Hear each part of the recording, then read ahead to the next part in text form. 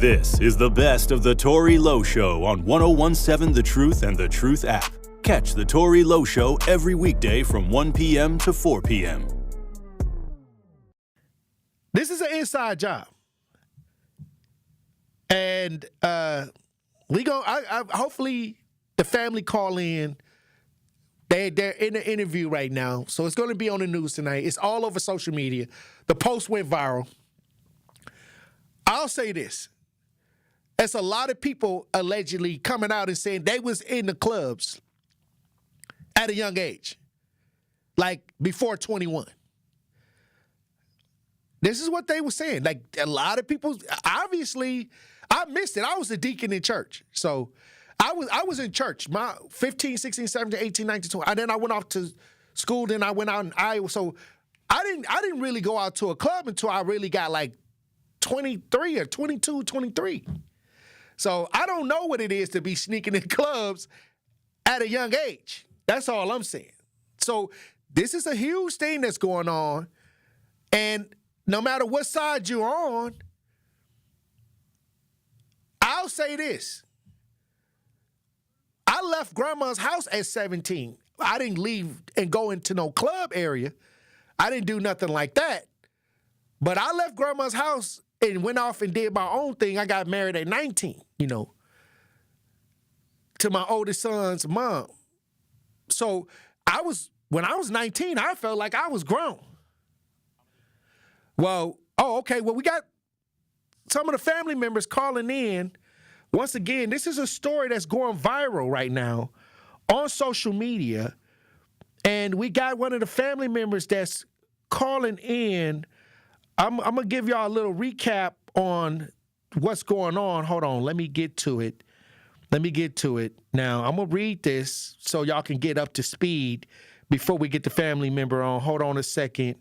After a group of 17-year-olds were involved in a fight at a local Milwaukee nightclub, a family is pressing charges after family says their teenager was admitted to Children's Hospital after being harmed by security. Dominique Reynolds is on the lines. How you doing, Dominique? I'm all right, and you? Hey, look, it's a lot going on with this story, with the young man being involved in a situation at a nightclub, an underage situation at a nightclub. What's going on? Yes, so we actually have spoken with everyone involved and met with the people that we needed to meet with to get everything cleared and stored away. We are coming up with more and more information as this story grows, and it's just a lot. It's a lot. So when we talk about just the fact that these young people, because it was a group of young people, from what I understand. Correct. And when the group of young people, they were let in and they had a section, from what I'm hearing. Yeah. Yes, the section was $400. $400? And they were paid. Yes, they were paid and everything. And I guess that's why IDs wasn't looked at, because they were already set up in the venue. Well, a lot of people online when we posted this story, and I told you, hey, they're gonna ask the question, what's going on with the parent? You know what I mean? If he's young, if these young people are in the club, a lot of people was giving a pushback on the parent, but a lot of people weren't giving a pushback on the fact that they were allowed in the club. They got past security. They got past the person checking the IDs. What's going on in that from that standpoint? Initially, the kids were told, the parents were told that the kids were going to the movies and were supposed to be doing some other activities like round one and things like that. Okay. The whole time, I guess the birthday girl had a different plan and, purchased a section. So they ended up there. And that's what one of the other girls' mom said. She thought that she was at the movies. So we're getting everything, piece by piece. But, yeah. So. And that's, I guess, basically they knew security prior to getting the section. Now, allegedly, security was familiar with one of the young adults involved in this, Yes. and Yes. they allowed this to kind of get to this point. Or is that true, or is that something that we're still looking into? That's something that we're still looking into, but it's facts. Oh, wow.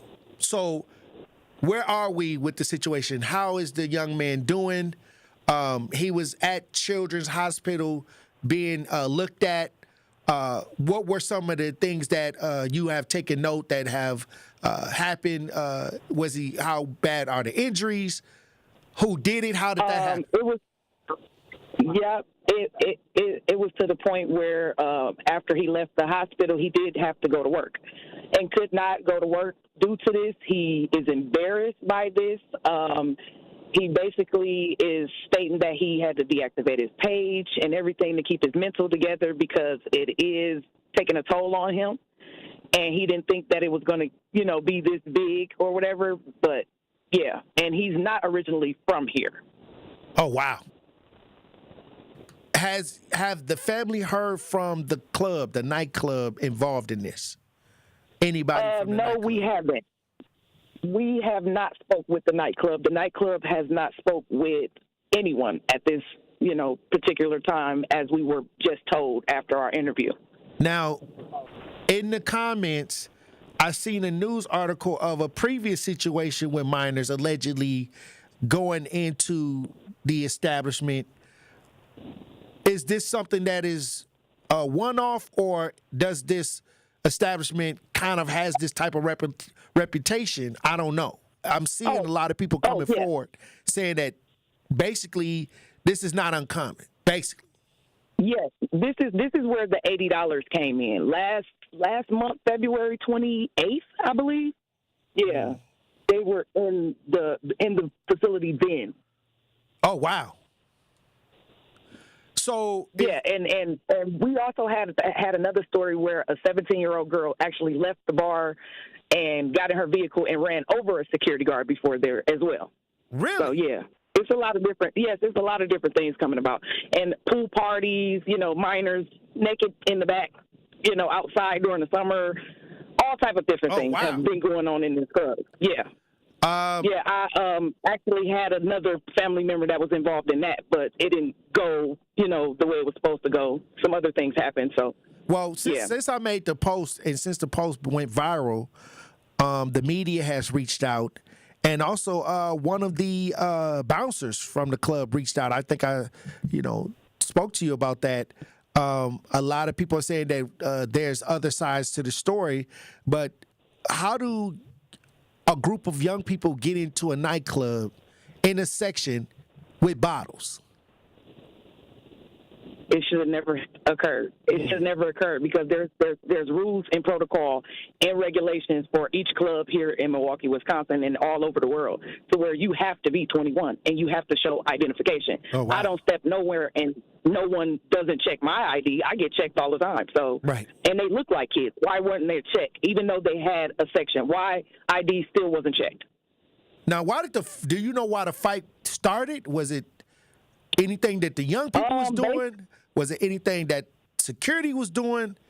What took place here? What was this about? Basically, the story was the bouncer actually was putting someone else out the club, and the kids, they were, you could see in the photos that he was standing on the couch. 2 phones were lost inside the couch. They were told by the bottle girls to stand in a specific spot until owners move this couch so they can retrieve their phones. That's what they were doing. The bouncer approached them and went for the guy in the group because they're trying to explain to them why they didn't want to leave the club yet, because they were waiting on someone to retrieve their phones. And he wasn't hearing it. And since he was already riled up from throwing somebody, I guess, across the parking lot before this, he targeted them, and he actually hurt more than just my nephew. It's more than one person. It's a girl, her braces is off her teeth. Another one, their leg is messed up to where she think it's broke. So, yeah, it's more than just my nephew. Now, the family has contacted the police over this. Mm-hmm. The family is pressing charges. Yes. Do we know Due to the fact of the recklessness. Do you know which security guard? Is there a specific security guard, or is it just the club security? It's an investigation going on, so we have what we need, but yes, everything is verified. Okay. Well, look, I appreciate you for bringing this story out, Dominique. Also, it'll be on the news stations tonight as well. What do the family look to get out of this? What does the family want the community to know? We want to speak with the alderman just to get an overall good, view on what we're expecting here in our city. Like, we just want to understand, why did this happen? How did this happen? And what are we going to do moving forward with this facility? Because what we don't understand. Yeah, it's not just us. It's more than, us. Well, it was 8 other minors with this minor. So it's 9 minors in you guys' care, and recklessness like this happened, and no one took any names, ages, reports of the injuries, nothing. Now, what if something else would have happened? They wouldn't even have a head count of who they had. Was anybody else injured in this situation? Any of the minors injured? Yes. 2 other girls are injured. Oh, wow. Here we go. A bracket fell off. A bracket, I guess somebody punched her in the mouth, and her bracket to her braces is gone. So she has puncture wounds in her gums, and then one of them has, had to go to therapy because she was thrown, and her leg is probably broken, and she's trying to understand because this is the person that she was communicating with. One of the, Wow. That sounds like a lot. We're still trying to figure out all the details as well. And I appreciate you for calling in, Dominique, to let us at least give us a kind of an insight on this situation that's going viral right now on social media. Once again, I appreciate you for calling in today. And I will call you when we get off the show to make sure that we are taking the proper steps to try to get to the bottom of whatever took place at the club. Okay.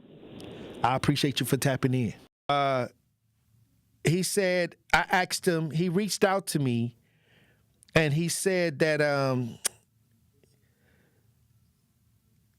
he wanted to, it was get your facts straight before you post something like this. Now, I didn't even post it. This was the family that said this, and I always do this. But I said, well, what is your side of the story? What are the facts? And he basically said, dude who got choked swung on one of our guards first. I grabbed the guy in a standing chokehold and was walking backwards toward the door to get him out. He went to sleep in the progress. He choked him so hard that he put the kid out. He said, I never struck him, although I easily could have. Mind you, I'm 5'7", 140 pounds soaking wet. The guy was at least 6 feet and much heavier than me. That would have been much worse. Concussion, broken structure, visual damage, or worse. He was handled accordingly. He said he handled the situation accordingly, according to this security guard that reached out, and no one inside knew they were underage. Thank you for your response. This is what one of the bouncers wrote me. So I did a little digging. Because, it's always 2 sides to a story, and I'm going to make sure I read that, because that wouldn't be fair to him for just trying to explain at least what he was saying, to me. So I got to do that. But at the end of the day, I did a little digging. Come to find out, this bouncer is a fighter, a professional fighter. Yeah, no, don't put up that ain't the picture. That's the picture of the young man in the doctor's appointment. But the bouncer, I'm not putting up no pictures or nothing like that. But he has a son that competes in like martial arts competition or something. And the bouncer is very skilled in fighting. period. Like he probably should have his hands registered because, once you get into that level of fighting, you got to have your hands registered as lethal weapons at many times at a certain level of fighting. So I don't know. He said that he was 5'7", and the kid was probably 6 feet. But this guy is a professional fighter or amateur. I don't know what level he's on, but he has plenty pictures of him competing in fights. A lot of fights. And his kid or one of his relatives, maybe his kid, most likely, is a beast. In either boxing or I don't know if it's martial arts. I wasn't there at the event, but it's a lot of pictures of that. So all I'm saying is there's a lot going on with this situation, and I'm trying to get to the bottom of it. The police have been contacted, and the family just wants to know what took place, how did they get in, who allowed them in, and was there any inappropriate behavior going on? To me, it seems like this was an inside job. Somebody from the inside that was probably, allegedly maybe knew this group of young people, and they let it happen. I want to talk about children having walkouts for ICE on the north side. Now, I'm not going to name the school. But I have talked to the parent, and the parent didn't even know nothing about it till the kid came and told him. I'm not going to name the school, but if you see a school on the news this evening, that's them. All I'm saying is you don't see the black parents out here marching for ICE. You don't see the black families out here marching for ICE, and ICE ain't even on the north side. Why are you getting these young kids out here when they could be in school, getting their grades up, out here marching for ICE? Shame on NPS or shame on any school that's, especially on the north side, where the kids are struggling to get an education, to have them walk out of the school and do something political when their own mother and father is not even doing it. What is that? What is that?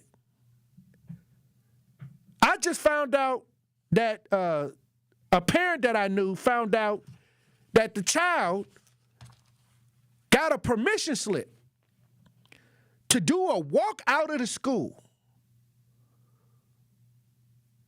for ICE on the north side.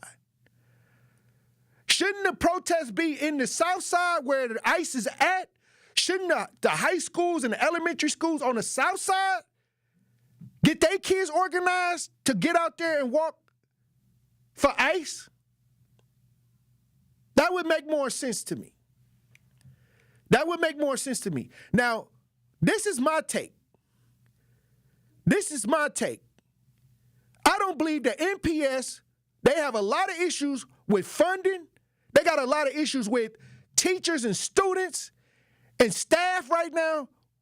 Why would you get the kids or allow kids to sign a permission slip or walk out of school for a politically charged situation? They don't know what's going on. And if they parents don't even know or ain't even out here doing it, why are you allowing the kids or getting the kids involved in something that it has something to do with adults? Now, somebody saying shout out to the kids, they're not trying to be like their parents. I don't know if that's true. Because if it was my kids, all hell would break loose. And then if they get out here and get hurt during one of these demonstrations or something happen, I'm suing. It's a lawsuit. Matter of fact, if anybody kid is out there in one of them protests and something happen, call me. That's all I'm going to say. That's all I'm going to say about that.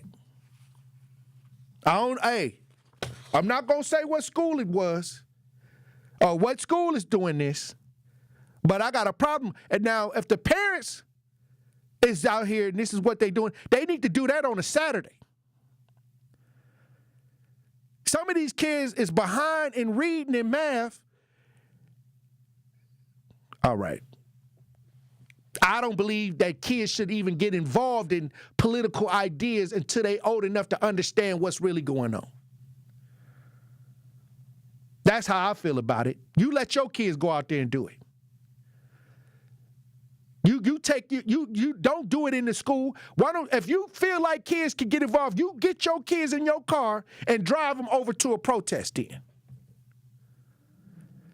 Because if something happened on school hours to them kids, if it happened and they call me, you're going to see me standing on the news with I'm going to take a huge chunk out of that budget. And that's all I got to say about that. I don't mind what people do, how they believe, but I'm very interested in how many parents actually know that their kids is involved in this when it comes to these MPS children. Because the parent I talked to didn't know. So what's really going on? If that's what you want to believe, you go take your baby over there. You go drop your baby off at one of them protests. If that's what you want to do. But you don't hurdle the kids up at the school and they got tests, they got to study, they got things to do. Some of these kids already behind. Don't let me bring up the test scores and the reading scores. But you can't. Look, I would even like a protest to get the reading scores up, to get the test scores up. Why don't you have a walkout for that? I would support that because that's a problem. Fight for that. Some of these kids don't even know what ICE even is. But there is a watchdog group that's keeping track of the walkouts. They're saying that there's a list that goes back to 2022. They found that student protests in 236 school districts across 28 states. There's also saying that the watchdog group logged 334 walkouts and protests so far in 2026 alone. And this was based on news reports, social media posts, and press releases. I said my opinion. I stated that it couldn't be my church because I don't even see black adults out here moving like that. And so why would you go and grab the children if you don't see their parents out here dealing with it? Now, a lot of people say, hey, look, God bless the kids. You know, we don't mind kids going out and doing this. But why interrupt the education for this, for politics? Why is politics even being involved in school? When I send my kids to school, or if they're going to school, I need them to learn math, science, the things that they need as far as education to get their credits to go into college. I don't need them out here being involved in political battles when I send them to school. This is just me. And many times they know that the what they call, the parent attendance in MPS is low. They know that that's a soft market where we can go in there. The parents don't know what's going on with their kids. They don't come up here. They know that the parent-teachers conference, they can tell that a lot of the parents ain't showing up, so it's a soft target. Black kids become soft targets for political agendas because a lot of parents are not involved at a high level in the school system. And it was like that when I was coming up. It was low parent participation. We knew the parents that would come up there. We knew who they were. That's all I'm saying. Now, what they need to organize, now look, let me tell you something. Yeah, ICE ain't the problem in the black community. Bullying and low test scores is the problem. I get a lot of families calling me about kids getting bullied in the school. Why ain't the walkout? Why they ain't walking out because of bullying? Where the walkout? Why they ain't organizing that? Get your test scores up. Get your readings. Let's walk out. Let's bring some awareness to the low test scores. If you do something like that, that's the real problem in MPS. But they don't care about that.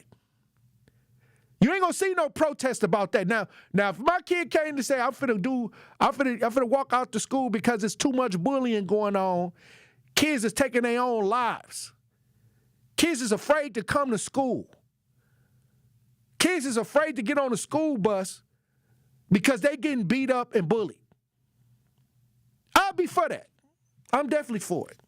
I'm for that because that's an immediate problem. I don't want my kids walking out for being used as a political weapon for nobody. Some of y'all bots. Some of y'all get used every time for political agendas. Y'all getting used and jumping behind agendas and coming home ducking gunshots in your own neighborhood. But you thinking you fought for somebody. Good job. You done went out there and fought for everybody else, but you came home and you didn't fight for yourself. That's a problem. That's a problem.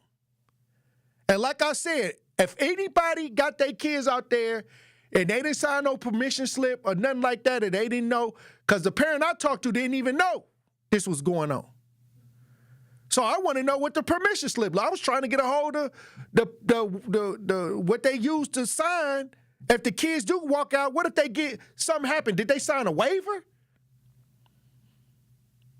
I sent my kid to school not to walk down North Avenue, not to walk down Capitol Drive. I ain't seen my kids to school to walk outside in the cold. I didn't do that, not for this. That's all I'm saying. If they cared about these kids, they would have walkouts for bullying because kids is getting beat down in the school. When I get out there, I got to go call a mother who said her 10-year-old getting beat up in the school. Like I said, where the priorities at? If we gonna do it, let's do it. That's gonna produce a benefit for the children, not for some political agenda. That's all I'm saying. And I wish, look, if y'all know anybody, kid that get out here and something bad happened to them during these protests, call me. I want one of these cases. It'll never happen again. It'll never happen again. Leave them kids alone. I hate when politics mess with the babies. There's plenty of grown adults out here. There's plenty of y'all that'll jump out the window with the cape with the hole on it for everybody else. You don't see that on the north side. You don't see no huge protests going on with the adults. I haven't seen it. Yeah, we feel some type of way about it. We empathize with everybody. But leave the kids out of it. If MPS really wanted to allow kids to walk out and they sign the permission slips, sign a permission slip to get better lunches in the schools. Y'all done seen the lunches they done gave these kids? It look like prison food. Prison food tastes better than some of these lunches in these schools. I didn't help kids protest for better meals in schools. Because it looked like the food is just trash. Let's do something that's going to work for us, for our children, for our youth. I even walked out of school because they wanted clean water in the school. The teachers had their own little fountain in the back that was filtered, and the kids found out it was lead coming through the bubblers, the fountains in the hallways, and then they found out the teachers had a fountain that had a filter on it in the teacher's lounge. And they walked out because they was drinking the water from the bubbler that had the lead in it. Let's do something like that. Now you're raising a whole another generation that's out here giving their time and energy to ideas that do not benefit them. That is the wrong thing to teach. Put that energy in the village that they live in. Repair the village that they live in. Now, if y'all adults and y'all want to get involved in stuff like that, you hop in your van and you drive over there with your kids in the car. But you're not going to do that. That's lazy. That's lazy. And then that's lazy that they even rounding up the kids to even do this. That's lazy. Because they can't get the adults to do it. And if somebody get hurt, if one of these kids get hurt out there in one of these protests, they're going to make a law that you can't even do nothing like this no more when I'm done. Because they shouldn't have never did it in the first place. That's how I feel about it. And why don't they do the protest where it's most needed, which is on the south side? And if y'all want to go over there and take y'all kids and load up the vehicle, go over there on the south side. I ain't against it, but let's do it in the proper context.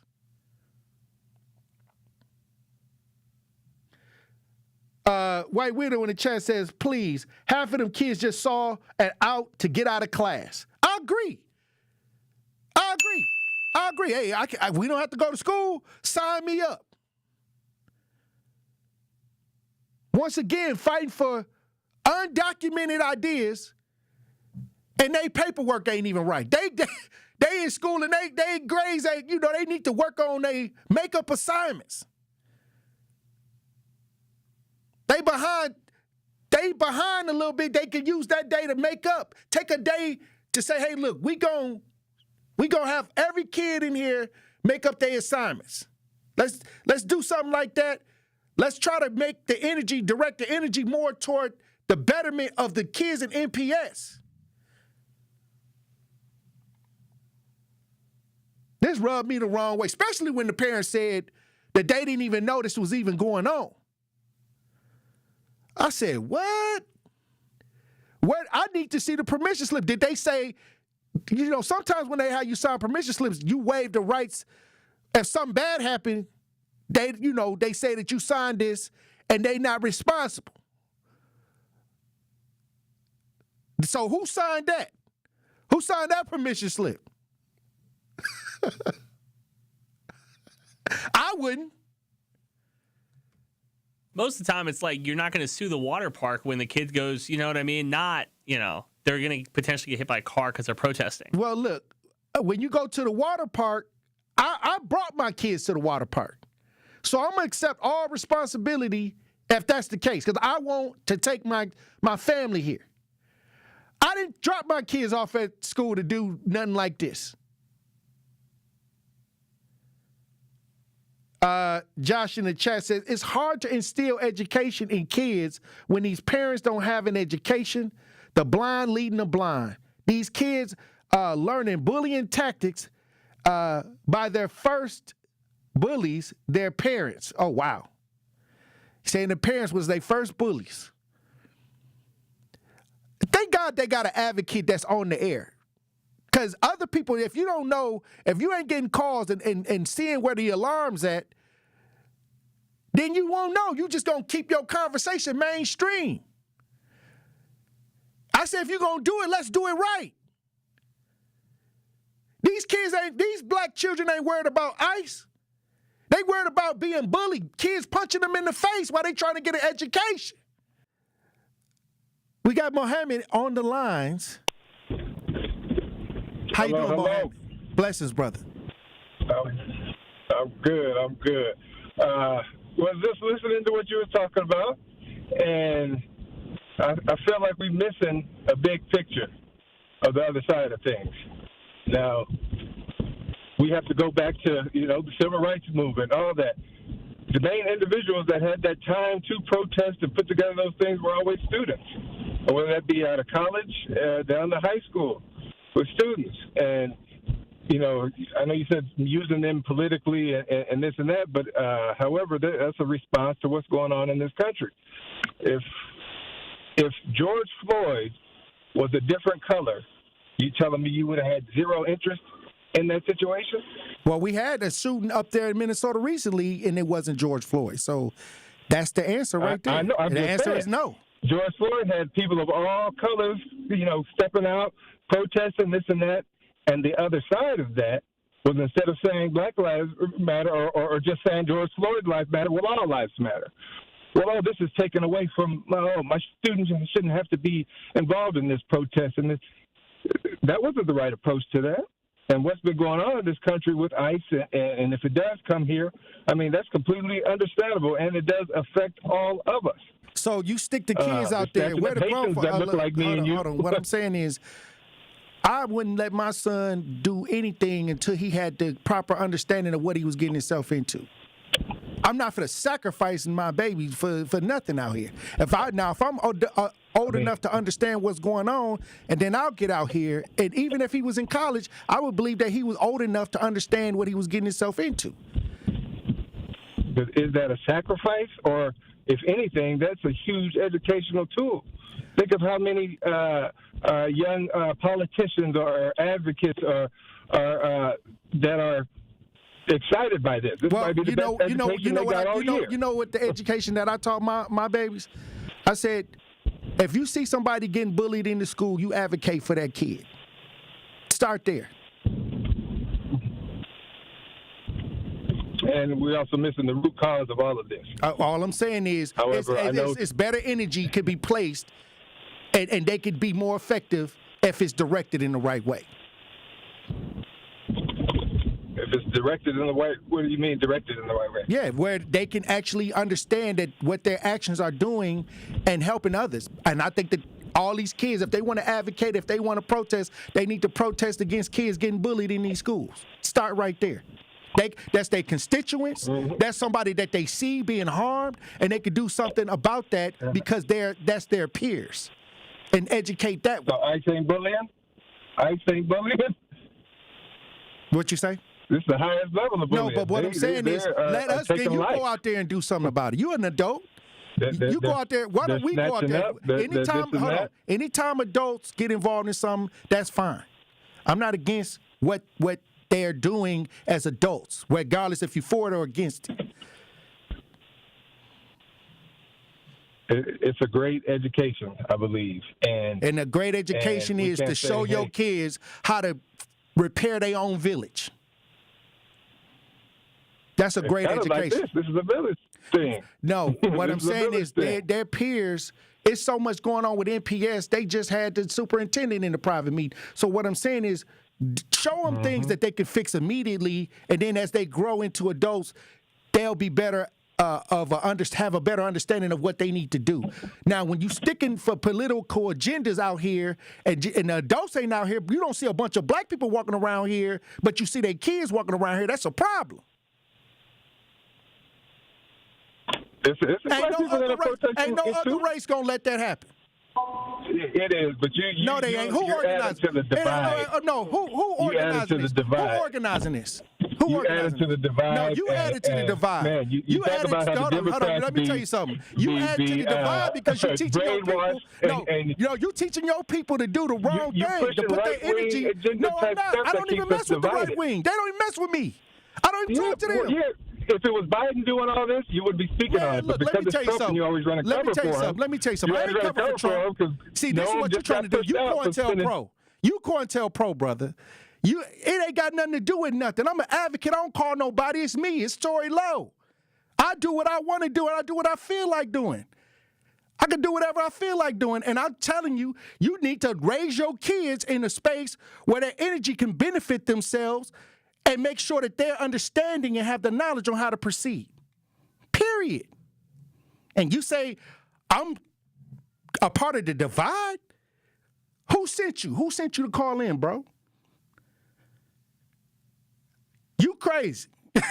For if you saying that kids can be out there and their parents ain't out there, that's sick.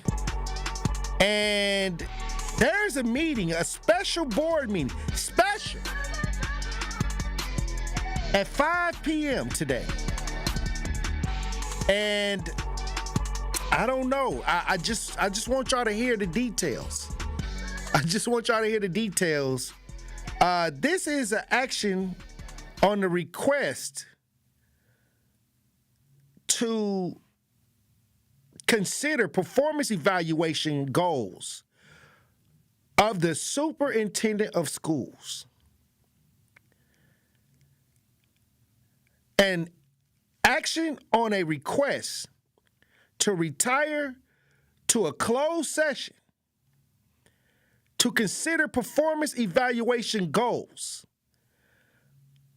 of the superintendent of schools. Now, I'll say this. She's been making some hard decisions. She's been making some hard cuts. There's a $45 million budget deficit. She's been making some tough decisions that's ruffling a lot of feathers of the school union, of the teachers union. And this was done at the request of President Missy Zomber. This special meeting of Milwaukee School Board directors, Missy Zomber, she has requested this meeting to consider performance evaluation goals. Now, I knew once the superintendent started to make these cuts that somebody was going to try to check her. And she actually works for the school board. But also, some of the members on the school board are controlled by the teachers union.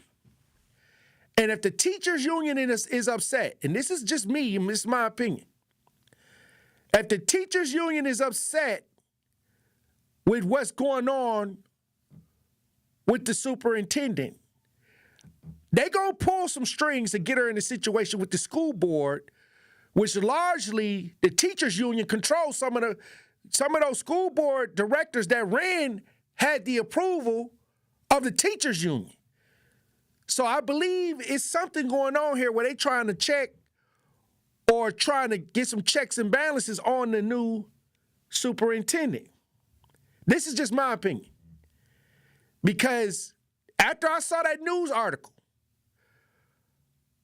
where they was finna make the cuts, and I saw the meeting where the teachers union was not looking too happy about what she was saying, Cassellius was saying, now we got this request by Missy Zomber,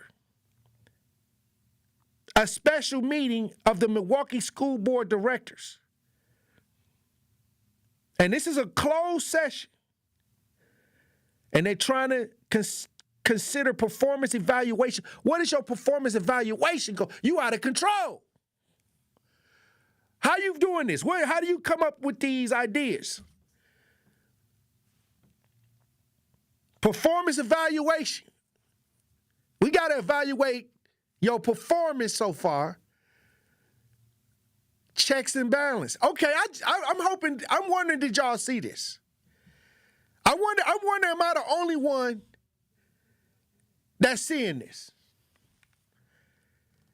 If you want to join the conversation, 833-212-1017. I want to know. Because I can't be the only one. I don't know what they trying to do over there, because we tried to recall some of the school board members. And when we was in this process, and we was going through a lot of the old superintendent and the school board and all, trying to make sure that we clear out the clutter, a lot of the clutter managed to stick around. Casales is coming into something that's already been tampered with. It's rough. The budget messed up. A lot of fires going on. She's starting to try to shake things up. She's trying to adjust the budget. Now we got to hold a closed session meeting to consider performance evaluation goals. We got Blake on the lines. How you doing, Blake? What's up, Brother Tory? Hey, what do you think about what's going on with this special board meeting? I was at home this afternoon on my break, and breaking news came in, and they was like, they evaluating her. I thought that's what the 108. That's what the 180,000 was for when she first got in. They gave her half, or they gave her a little bit of her money, and then she got a full 400 and something 100,000. So she got a full check. She got about $500,000 in her belt, and now they evaluating her performance after the books been closed, and then got reevaluated and okay by the state to stay open. So now she just scratched the wrong stab, I think.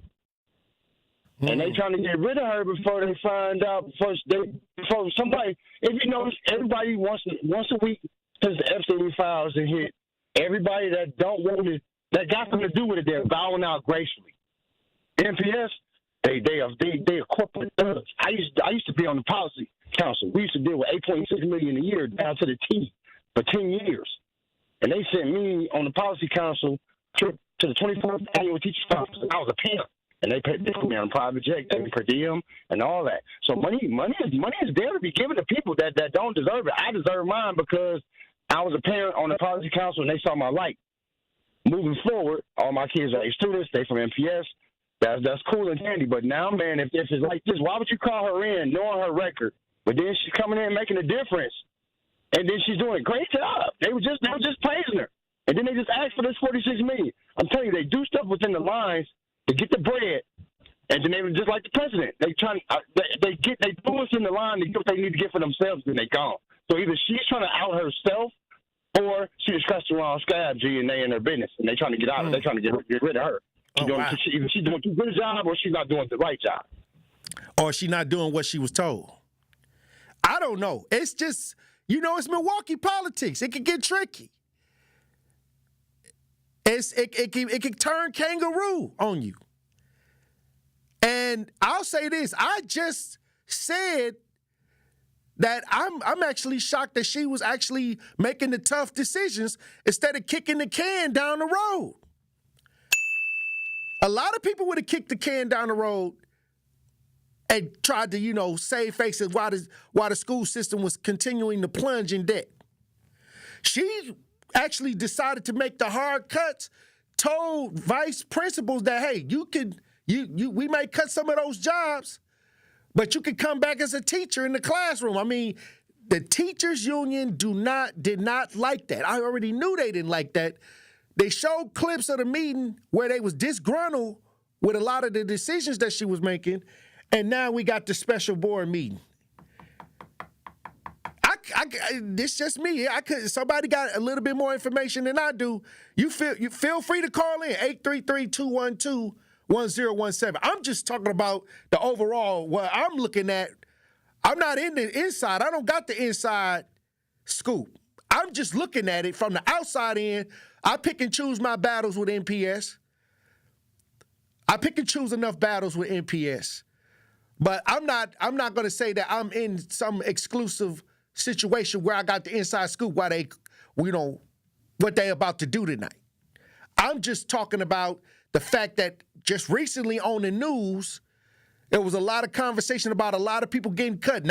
And she said, Caselli said, I'm not cutting any teachers. Trying to appeal to the teachers union. But the principals, they like teachers. Those the vice principal, some schools got 3 or 4 vice principals running around. Because I'm up there trying to figure out what's going on with situations, and the school got 3 or 4 vice principals in there. Hey. So she got, I guess they got to get this evaluation in. What if they come out and say that it was a poor evaluation? Will we be seeing another superintendent? Can they fire her? I don't think so. Didn't she sign a contract? Can they afford another one? What I'm saying, she's the highest paid superintendent, $400,000, and they gave her some upfront money to come. So I don't know. I'm raising an eyebrow with this one. I'm raising an eye. The way this is set up, Missy Zomber, she had became the president after the recall. The teachers union like her. They like her. They like that Missy. Maybe they pulled a coattail. Hey, look, we gotta, you know, right. You know what I mean? I don't know. This is just what I'm thinking. Because somebody ain't playing. Somebody ain't playing the game that they thought was supposed to be played. And this is just me. I could be just saying something on the air. I don't know. But this is what it looked like to me, Andrew, Truth Nation. All right, I'm done talking about it. We're going to see. We're going to see. Once they had a meeting, I'm sure we're going to get some information tomorrow. I thought she was doing a good job with handling the tough issues over there. She was actually addressing it. Maybe they wanted her to kick the can down the road. I don't know. We going to see with this evaluation. Closed session to consider performance evaluation goals of the superintendent of schools. We gotta talk. Maybe they trying to get her back on track, get her back on the status quo. I don't know. Maybe we need to send up some prayers for the superintendent. Maybe we need to be. A lot of times people ask me about leadership, and I always say, I'm not the leader. They get mad. Be you the leader? They say, you the leader? I said, no, I'm not. Because if I was the leader, everybody would be doing what I do. That's all I'm saying. That's how you know. Like, you don't want to be delusional. Like, I'm not delusional. I know that I'm not the leader. I know that I am the helper. I know that I'm the most requested advocate in the state of Wisconsin. I know that I get to do a lot of things that other people can't do because I'm willing to serve. But I'm not the leader, because you got to understand a lot of times the leadership is selected and not elected. You thought your vote put them in power, but there's a difference. Selected leadership, we got to focus in on what you call selected leadership. These people were placed there to win. And this goes on all over the place. So when people say, Tory, you the leader, I say, I'm not going to take credit for this mess up. Because if I was in charge, none of this would be going on. I don't want to take responsibility for the conditions of the way the city is. And this is what people do. Oh, I'm the leader. No, okay, well, then you're responsible for what's going on out here then. You need to be held accountable. No, I'm not. That's why I stay independent. That's why I can do and say what I want to say and vote whoever I want to and do whatever I feel like doing. Because at the end of the day, I got to go out and do or get the results. Ain't nobody I'm calling after they call my phone, unless it's an attorney for them on their behalf because it's a legal matter. I'm working with them. That's where the buck stops. I never got a call and be like, oh, I need to call such and such to come over here. No, we call it, we working with the universe. We gonna get it done. If I have to call somebody else, it may not get done. I learned that a long time ago. You can't call folks because everybody say, hey, Tory, if you need me, call me. And then all of a sudden somebody called me at 2 a.m. in the morning. Ain't nobody up. So I just don't do it. If I see you there, then we can work. But if I'm not going to call you, I'm not doing that, because these are random situations, and you can't have a 9 to 5 and actually touch some of these situations, because some of these situations is happening late at night, 24 hours a day, never off the clock. But we got to determine, is our leadership selected or elected?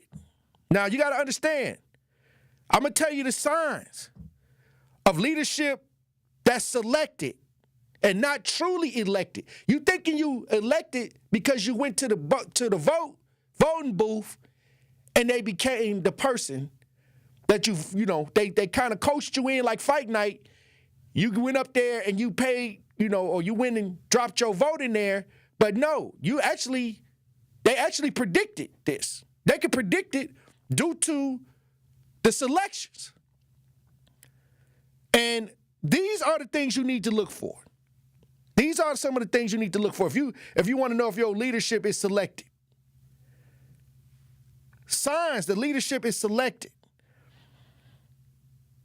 Pre-decided outcomes. Pre-decided. You know it's pre-decided because there's only two people. It's a whole bunch of people running. You don't even know who the other people are on the ballot. They struggling to get funding. They struggling to get support. But you know who the two main people who are getting the funding, who the unions are backing. You thinking, oh, since they got the machine behind them, they must be the right person. No, they've been selected. The same people or the same type of people always win. That's how you know it's selected. It's the same type of people. And they all know each other from the same group. How come everybody from this group always getting elected? So you telling me that all these other people on this ballot ain't getting heard, can't even get yard signs out here. Businesses is afraid to help them because if they lose, they gonna get backlash. I had some businesses tell me they would love to support other people, but if they do, they got to register the money in the campaign. They always checking who's supporting campaign finances. And then if they see that you went with the other side and then they get in power, then they usually come after the people that supported the person that probably was a better candidate. Favorites are quietly known before voting even happens. The favorites. The favorites everybody know who the favorites is to win. Selected. The machine behind them. Oh, these two right here, they gonna win. Or it's gonna be between these two. And there's 11 people on the ballot. 11 people that signed up. You already know, quietly know who the favorites are. Real challengers struggle to get visibility or support. They struggle because everybody playing the game know that the new jack ain't gonna get no money. We can't get behind the new jack, even though he might be saying something powerful.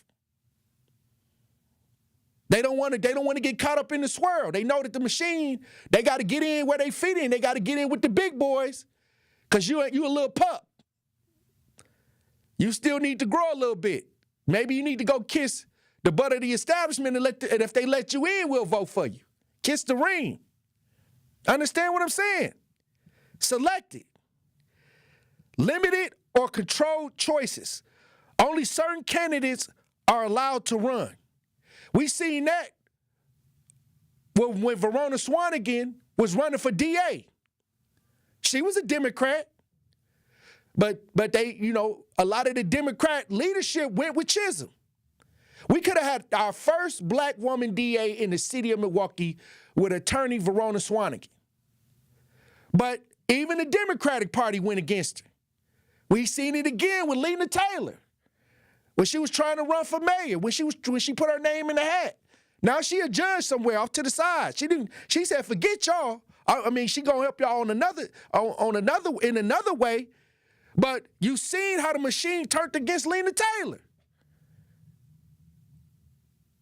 And they turned against some of the radio hosts that was supporting Lena Taylor. Okay, if y'all was paying attention, y'all saw that too. Y'all saw that too. When the machine get behind somebody, you not fit to interfere with that. See, I was never a part of the establishment, so I could do whatever I feel like. I could vote for Donald Trump. I could vote for Joe Biden. I could do whatever I feel like doing, and you can't do nothing about it because you can't stop me because you didn't make me, so you can't break me. Understand what I'm saying? But some people have built their legacy in some of these ideas, and if they go against the idea, they're going to chop their legacy off at the root. And we see it all the time. We see it all the time. Gatekeeping. Behind the scenes, party leaders, donors, power brokers decide who gets the backing. These unions. These are people that you don't see that's pulling the strings. Media, institutions push certain candidates heavily. They give him the big light, the spotlight.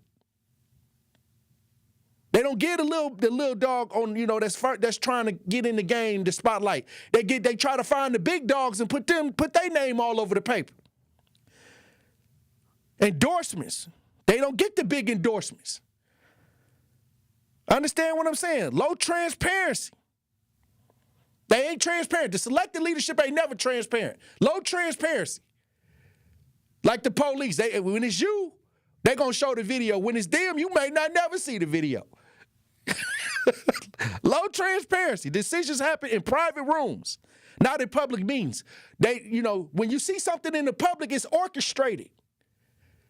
Okay, we can throw that to the public, but with this, we got to have a private meeting. What they say, Casella's had a private meeting the other day. I wonder what happened at her private meeting. Private. We got to talk about this. The superintendent had that private meeting the other day. Little accountability after the selection. Leaders do not respond to the people once in position. This happens all the time. People saying that they voted for this person. Now they ain't answering the phone. I'll say this. I guess we got to talk about your boy, the union organizer, Chavez. Your boy Andrew. Why is it my boy? Don't try to deny him now. Why is he my boy? Well, Cesar Chavez. Well, how do you say that? Let me pronounce it right. Cesar Chavez. Yeah, Cesar Chavez. He got a street here in Milwaukee.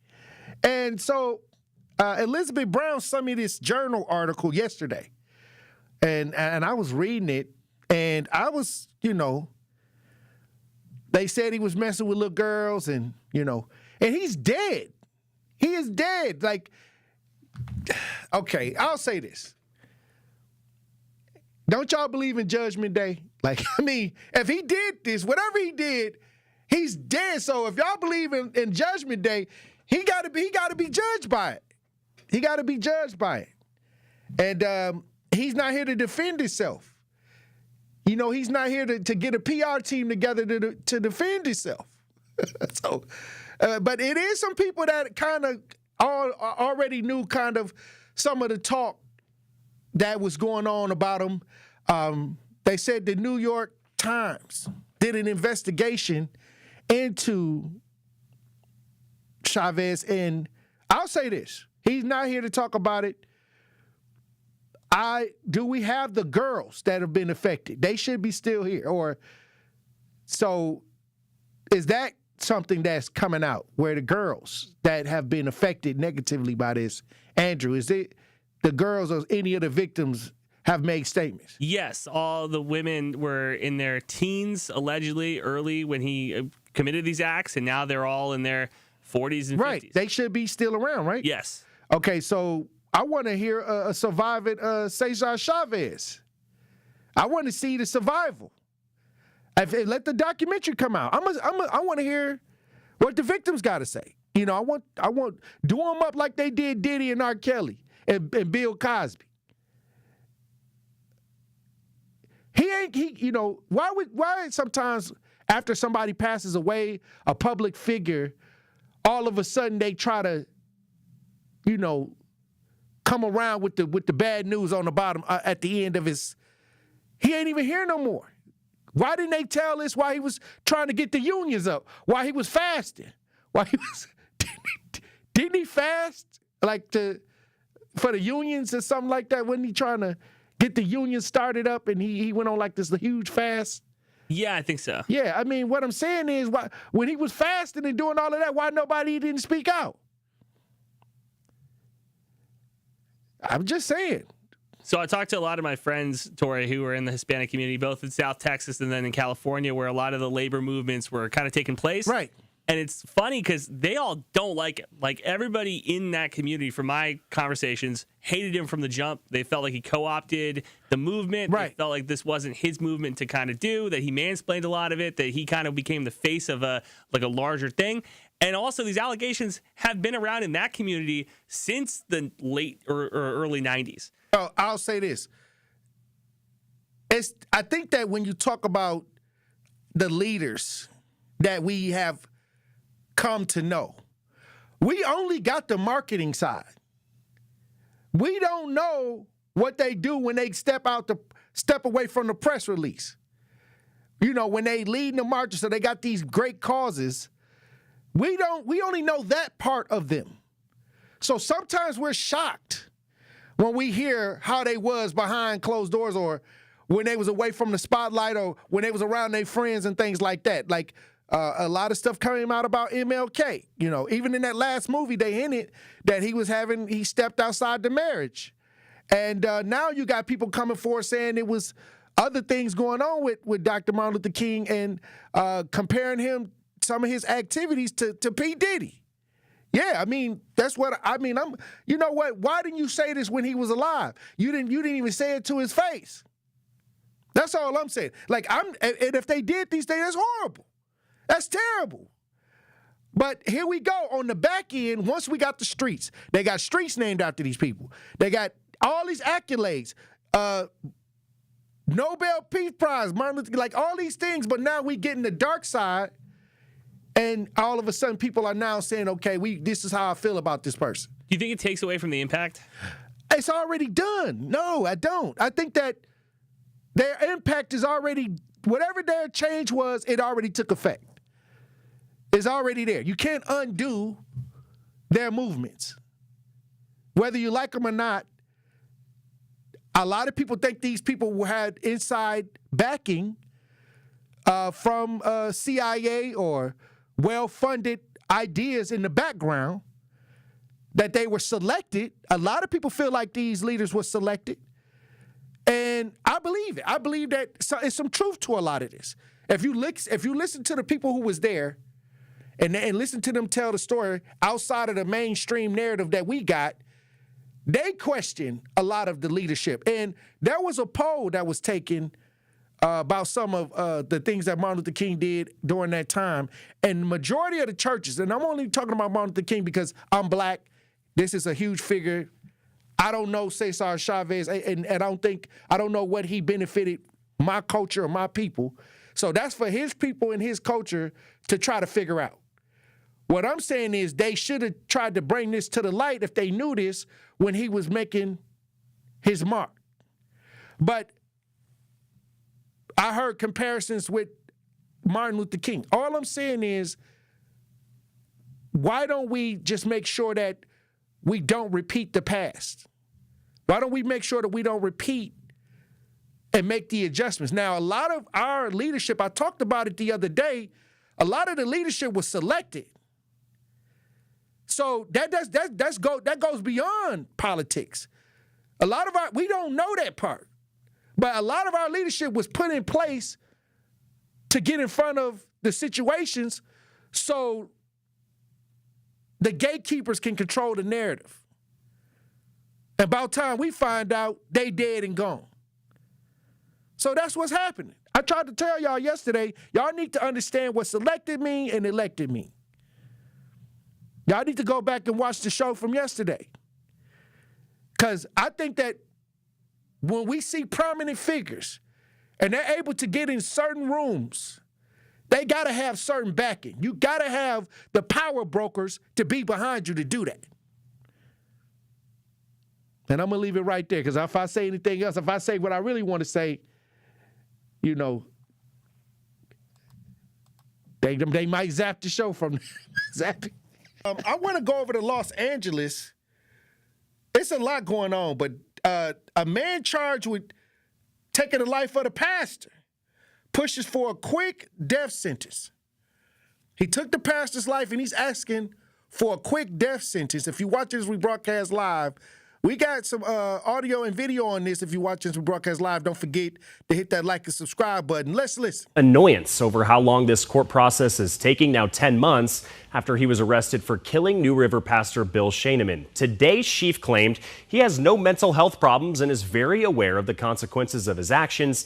He admits that he committed this crime and this murder and he wants to be put to death for it. Pastor Bill was found dead inside his home last April. He led the New River Bible Church for decades. Adam Chief admits to traveling from California here to Arizona with plans to kill religious leaders all across our state. Oh, wow. In a jailhouse interview with 12 News and other media outlets, he says he killed Bill in his home and crucified him on his own bedroom wall. He said he placed a crown of thorns on the top of the pastor's head. Just awful. He admitted, or he was indicted rather, on a first-degree murder charge, and the county attorney's office last fall filed an intent to seek the death penalty. Now, today, Sheaf tried to plead no contest, allowing sentencing to happen without a formal admission of guilt. The prosecution objected. Then Sheaf offered to plead guilty. He outlined in detail all of the reasons why he wants this court process to be over. He provided no defense for his actions. Wow. And we're dragging this out in the interest of justice. What about the victims' families? What about me? What about my family? We want closure so we can move on with our lives. You know, what I did was for naught because nobody could hear a word I'm saying. I don't have any mental health issues. I disagree entirely. There was a time in my life where I had drug addiction issues, but I conquered that. And this morning, the judge here did not. Wow. He just said, hey, look, just give me the death penalty. I don't have no mental health issues. I don't want to go through a whole court trial. Stick me in the toaster oven. Like, you know, what was done was done. We don't need to put the families through any grievance. We don't need to reenact anything. I'm guilty. Put me down. I heard a lot of people asking for a speedy trial, but I never heard somebody ask for a speedy death sentence. Usually they trying to get the governor on the night before to stop somebody from pulling the switch. But he's saying, hey, I'm trying to go all the way in. And the sad part about it is they said he took the pastor and put the crown, crucified the pastor, put the crown of thorns on his head and everything. Sick individual. Hey, he's willing to, they say he take accountability. He willing to take accountability. Hey, take me out. I wish they would take him out the courtroom. They should have it, you know, take him out the courtroom. Don't even give him his last meal and have him a speedy, you know, do it in a speedy way. He asked for it. So you said, like, hey, we could get this done today. Yeah, okay, well, next. Yeah. This is what he said. He's saying all this stuff ain't even necessary. Probably save the taxpayers some money, too. Yeah, I did this. I'm not mentally ill. Let's go. If more people was that honest, hey, you know, we'd have you know, it'll be a quick bop. And I want to go to Canada. This is an interesting story. Family struggles to cremate their obese father. They saying that he too big to cremate. Family is speaking out. Interesting story. Hey, look, put the fork down. That's why we started the Put the Fork Down movement. If you're watching as we broadcast live, we got video on this family speaking out after they can't cremate their obese father. Let's listen. Father of 3 and a grandpa, Robert Emery was always the first guy to lend a helping hand. His family says ever since he was a child, he struggled with weight.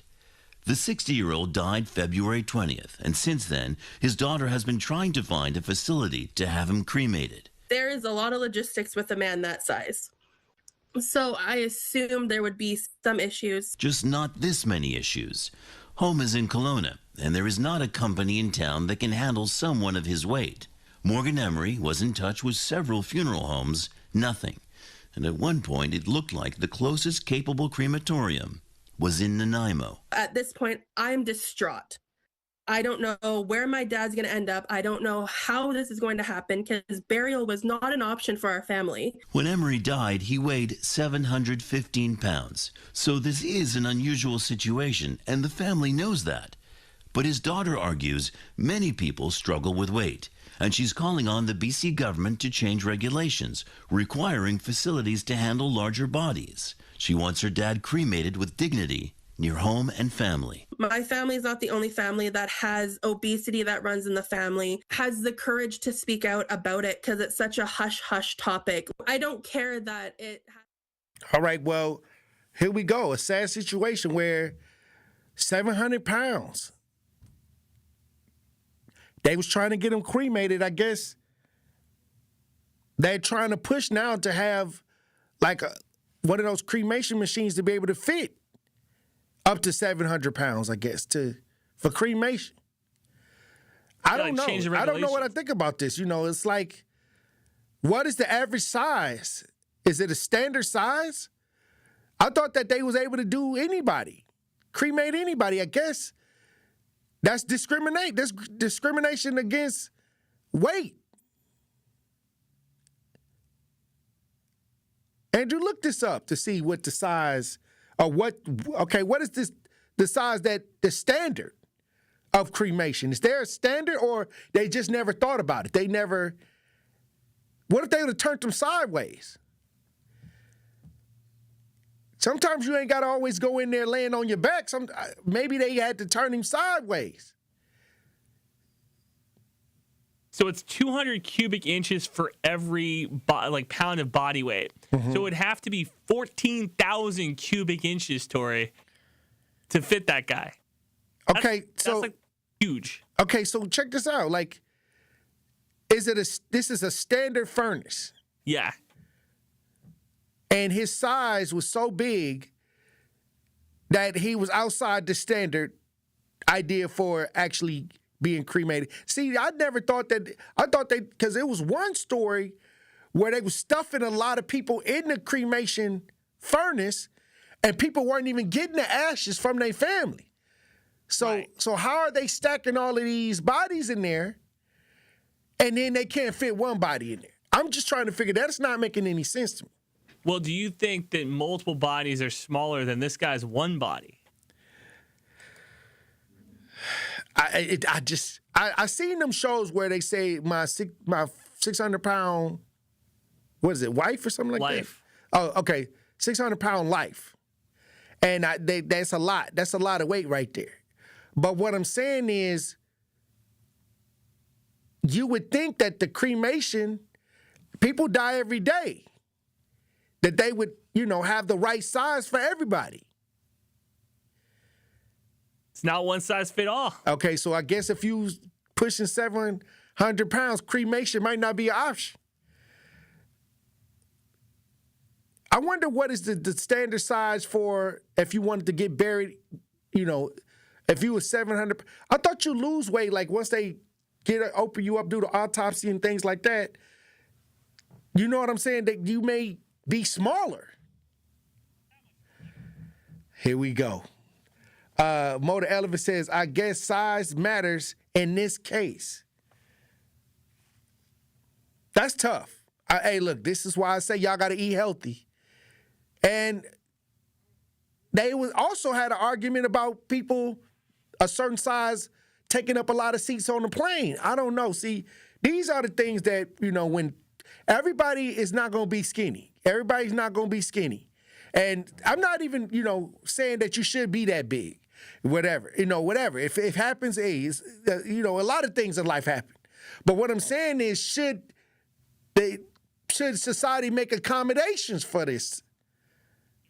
I guess that's the argument. If you want to join the conversation, 833-212-1017. We got Steve on the lines. How you doing, Steve? Yeah, pretty good. How about you, Tory? Blessings, brother Steve. Yeah, good to talk to you. When I heard about this, it just brought to mind when we took our dog about 3 years ago to be cremated. They had a furnace at this pet place that could fit a horse in it. Right. So, if worse comes to worse, you take them to a pet cemetery to be cremated. Oh, wow. Where they put the horses. Well, we're making accommodations for unhealthy lifestyles is what we're doing. So I'm not trying to sound heartless or anything. Body shaming. But yeah, I'm not trying to shame anybody, but that's the way it is. So you saying the animals got a bigger place because animals usually come bigger. Oh yeah, horses, stuff like that. Cows and stuff. I saw that. I saw that furnace, and I said, "Holy cow, that's big!" And they said, "Oh yeah, we cremate horses all the time and stuff like that." So. Well, that's maybe somebody need to reach out to the family. Or if some crematorium wants to specialize in bigger people, maybe there'd be a market for that. I don't know. I'm not trying to be insensitive or anything. Right. But, my 600-pound cremation. Yeah, exactly. Well, you have a good day. All right. Thank you for stepping in. Steve was trying to play his words right.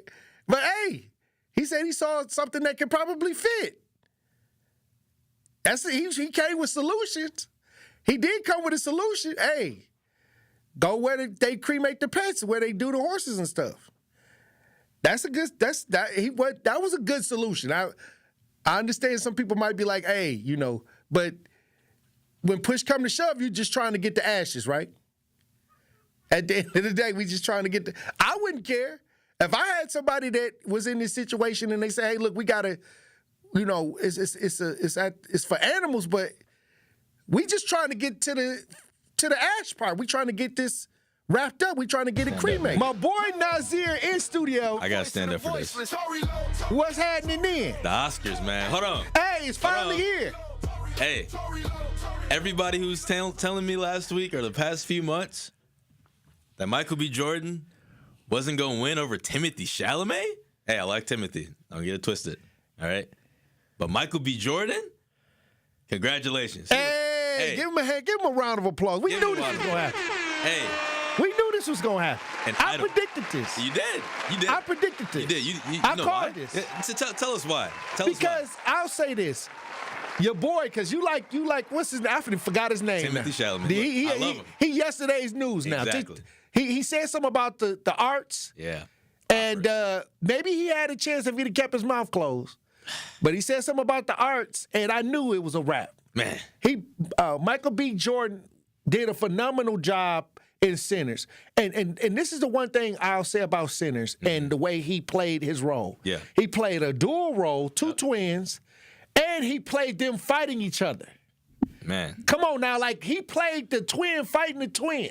That's crazy, right? Okay, so what I'm saying is this man is this was a phenomenal performance. You didn't give him anything. You didn't give him none. He earned that. He should have got this. It was no other performance done by no other actor that was up that was better. The only person than Michael B. Jordan. The only person that stood a chance was Leonardo DiCaprio, and he wasn't even going. No, he wasn't even going. He wasn't even close. Yeah. If it was a second, they was 2 blocks. They was 2 blocks away. It was too far. Because I'm gonna tell you, you know how hard it is to play a dual role while they walking side by side, talking back and forth, then fighting, then turning into vampires and fighting against that. I mean, the man is a genius, and he made it convincing. And while you was watching the movie, you didn't even see any crack in none of the characters. Mm-hmm. All I'm saying is the man is an acting genius. Now, he might be having problems with the girlfriend thing. Of course. With a lot of the girls and stuff like that, because usually you come with Superman even is, he got kryptonite. Right. His weakness is kryptonite. Right. But what I'm saying is he should have got, it shouldn't have been a no contest. Look, I got to give my shout out to Creed, the movies, the 3 Creed movies that he was in. Only reason I'm bringing those up because nobody talks about his acting in those movies, and that's because the sports movie, people don't give a lot of credit to those type of movies. The sports and superhero movies, they don't really kind of feature those in the Oscar for some reason. I don't know why. Maybe to this day they still don't. They introduced some horror stuff yesterday, so they're obviously trying to blend in all the movies, but still sports and superhero performances aren't as Well, let me typical. tell you something. I would go before Creed. Yeah, no, even Fruitville. Fruitville was he crazy. should have got something from that was nominated. Fruitville Station was amazing. Crazy movie. Such a good movie. Amazing. He did amazing in that role. Didn't get anything. The only reason I said Creed is because you could really tell that after Fruitvale, it was like up. Like he was ready to like really show out. And those Killmonger was even a good Killmonger, the rolling Black Panther wasn't even his movie. He was the antagonist in that movie, and it felt like his movie, you know, because him and Chadwick was just right there, neck and neck. So after that, the Creed movies just took off. His acting he rep after rep, just taking reps left and right for these movies, and you could just tell that he loves what he does, man. Let me tell you something.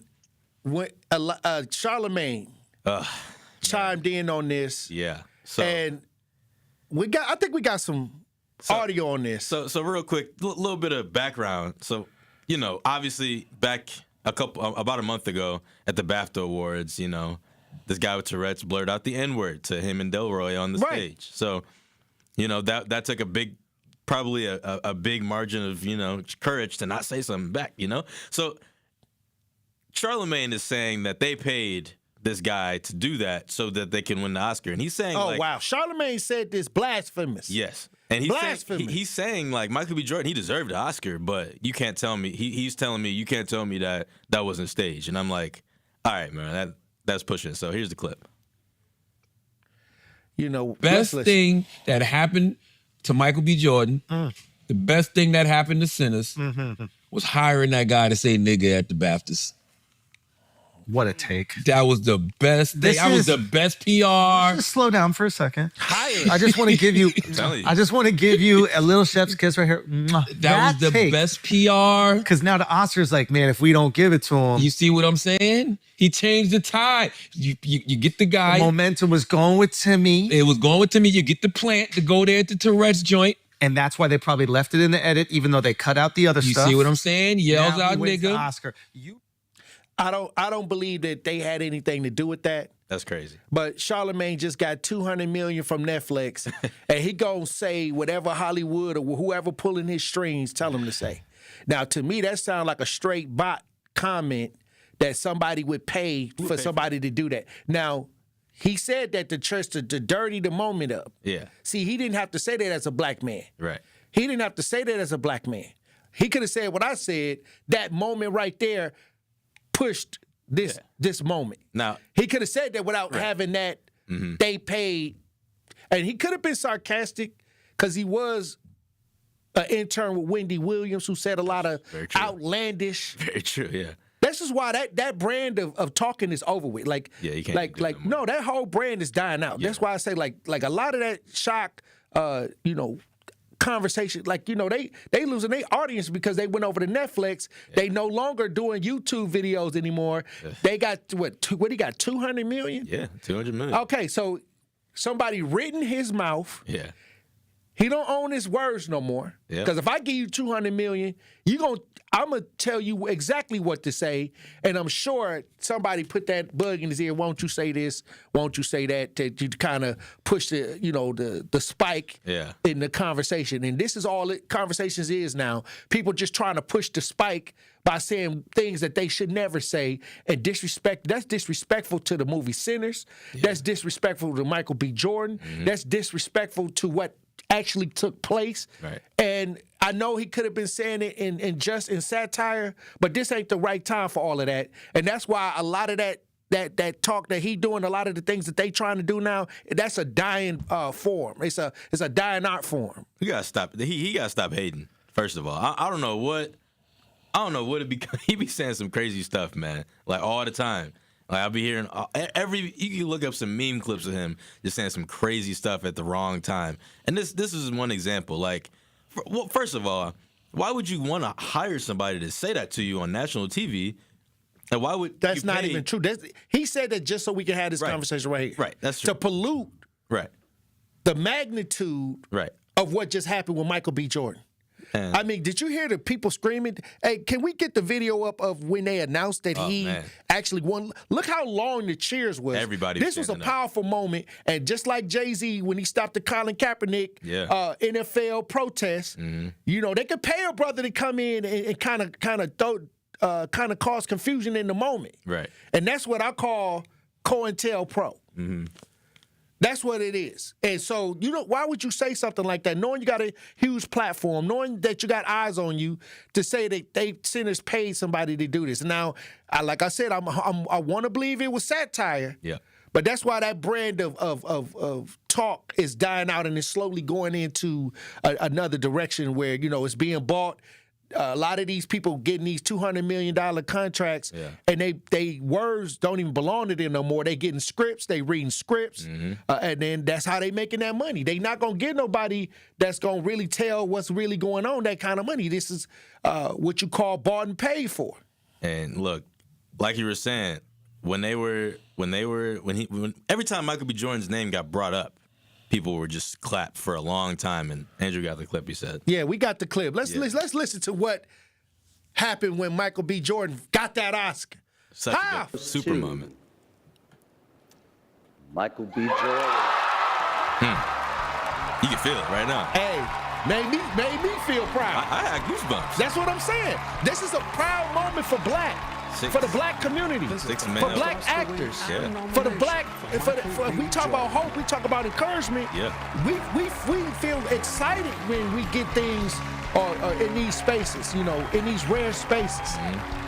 And then you got somebody like Charlamagne trying to darken the doorstep of a phenomenal feat. Even the producer of Sinners, in 20 years, he get the movie flat out. Yeah. That's never happened. Never. I don't think it's gonna happen. That's what I'm saying. It's rare. They still clapping. So look, man. My whole point is this: Michael B. Jordan, he's now solidified himself as one of the legends. 6 out of he's the 6th black person to win an actor of the year, or actress of the year. Halle Berry, Will Smith, Denzel, everybody. Well, and now I'm gonna tell you this: we got to stop looking for white approval too. I'm excited we got the Oscars. We got to make our own. But we could have made our own, and I think that if we did do that, a lot of those people that would start that, they would get blacklisted. Yeah. But they need that energy over there, our energy over there, and even if they don't give us the Oscar, they need the energy because it's boring. Yeah. It's 3 hours. You know what I mean? So as long as we excited about something, the ratings go up. Yep. And they know it. That's why they use Shadur Sanders the way they use Shadur Sanders. That's why he made the Pro Bowl and they was on the losing team because they knew that he would make the streams. He would bring the streams up. Yeah. That's what they use us for. Yeah. But at the end of the day, one day we may go back to when we had our own and did our own things and it was powerful to see. So, but like I said, a great thing that took place, but at the same time, we're going to eventually have to evolve. Yeah, we got to get making sure that we have our events which control the culture. Anytime we put our attention anywhere, we control the culture. Shout out Delroy Lindo. He deserves Best Supporting Actor, but it is what it is.